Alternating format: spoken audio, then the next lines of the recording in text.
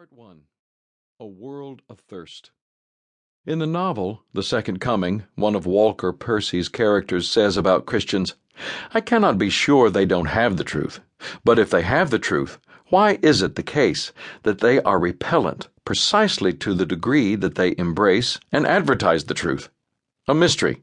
If the good news is true, why is not one pleased to hear it?"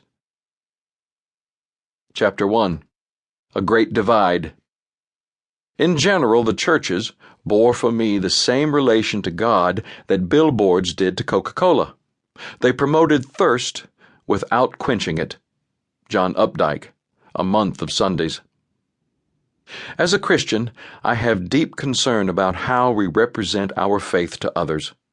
We are called to proclaim good news of forgiveness and hope. Yet I keep coming across evidence that many people do not hear our message as good news.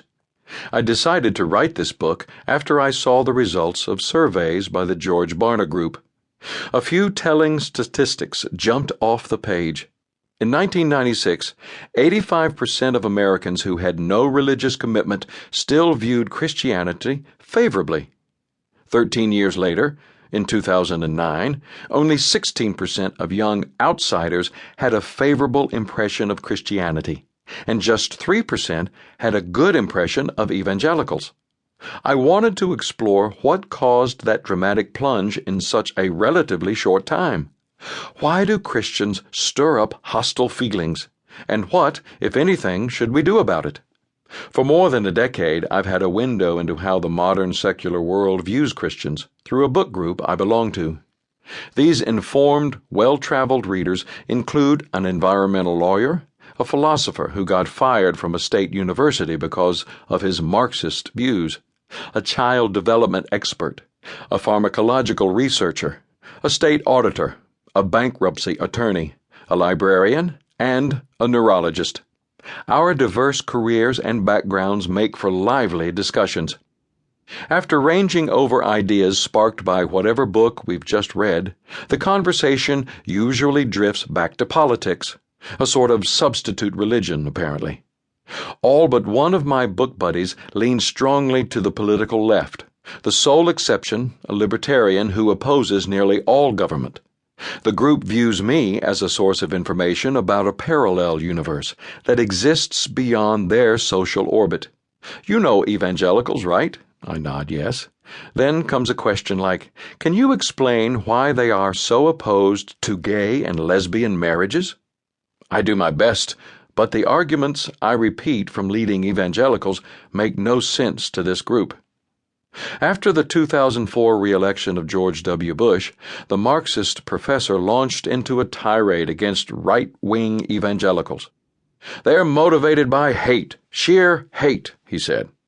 I suggested fear as a possible motive instead, fear of society trending in what conservatives see as a troubling direction. "No, it's hate," he insisted, uncharacteristically raising his voice and turning red in the face. "Do you know any right-wing evangelicals personally?" I asked. "Not really," he admitted, a bit sheepishly, though he said he had known many in his youth. Like most of those in my book group, he had grown up in the church, in his case, among Seventh-day Adventists. Many similar conversations have taught me that religion represents a huge threat to those who see themselves as a minority of agnostics in a land of belief. Non-believers tend to regard evangelicals as a legion of morals police determined to impose their notion of right behavior on others. To them, Christians are anti-abortion, anti-gay, anti-women, probably anti-sex for that matter, and most of them homeschool their children to avoid defilement. Christians sometimes help with social problems, say by running soup kitchens and homeless shelters, but otherwise they differ little from Muslim fanatics who want to enforce Sharia law on their societies. A research group based in Phoenix was surprised to encounter the degree of abuse directed toward Christians, antagonism that went far beyond a difference of opinion on issues.